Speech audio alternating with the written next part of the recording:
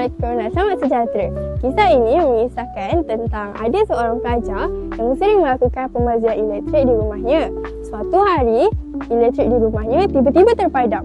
Nak tahu apa yang terjadi seterusnya? Jom!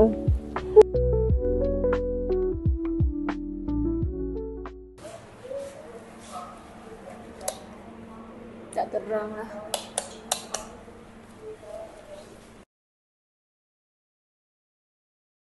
One hour later. Backup? Macam mana boleh backup ni? Aduh, macam mana dia hidupkan balik lampu ni? Dah hidup balik? Awak siapa ni? Hai Sherry. Kenapa awak buat kat sini? Bagi saya duduk dulu ya. Saya datang ni sebab nak selesaikan masalah awak tadi. Oh, iya ke? Awak tahu tak macam mana nak selesaikan dia? Saya tak tahu macam mana nak selesaikan dia. Tada, inilah lampu minyak pakai DIY. Barang-barang dia pun senang je. Apa barang-barang dia? Yang pertama, kain dan kapas. Yang kedua, dawai klip. Yang ketiga, minyak masak. Yang keempat, botol kaca. Pertama, kita guna minyak masak terpakai. Ini percuma sebab kita boleh guna minyak yang sudah digunakan untuk memasak. Kemudian, kita perlukan sumbu yang diperbuat dari kain lama atau benang kapas sedia ada.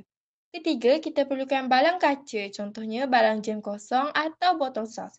Ini pun boleh kita semula dari dapur. Yang terakhir, kalau korang tiada penutup botol untuk ditebuk, kita boleh gunakan klip dawai yang berukuran 6mm. Ini boleh dibeli di Mr. DIY dengan harga anggaran sekitar RM1.70 sahaja. Kalau semua bahan lain kita semula, kos keseluruhan projek ini cuma RM1.70 sahaja. Jimat kan? Tapi, saya tak tahulah macam mana nak buat dia. Saya panggil kawan saya. File kedua. Ya. Dari kedua, macam mana nak buat lampu tu? Oh, senang je. Yang pertama, letakkan minyak ke dalam balang. Yang kedua, letakkan sumbu dan pastikan sumbu tenggelam dalam minyak. Yang ketiga, keluarkan sedikit sumbu ke atas penutup. Lepas tu, kita punya lampu DIY terpakai pun dah siap. Wow. Menarik tak? Menarik. Tapi, saya tak tahu macam mana dia punya kelebihan dia.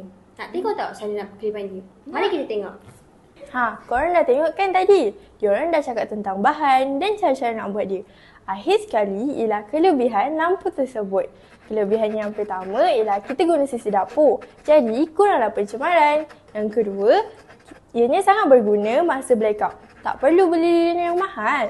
Dan yang terakhir, senang nak buat. Sesuai untuk budak sekolah sampai mak ayah pun boleh join. Sekarang awak dah tahu kan macam mana? Ada kelebihan, bahan-bahan dan cara-cara. Kita orang balik dulu tau. Jumpa lagi. Bye. Bagus juga lampu tadi. Bergunalah kalau blackout lagi kan. Tak payah beli mahal-mahal. Korang dah tengok kan tadi? Projek ini mungkin kata ringkas, namun memberikan kesan yang sangat besar. Betul tak Alisha? Betul tu Zaika.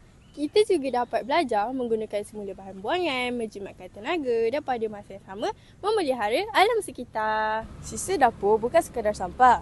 Ia boleh menjadi sumber cahaya yang bermanfaat. Jika anda berminat, cubalah sendiri dan kongsikan bersama rakan-rakan. Sekian dari kami, kumpulan LGX dari Sekolah SMK Kubur. Bye. Bye.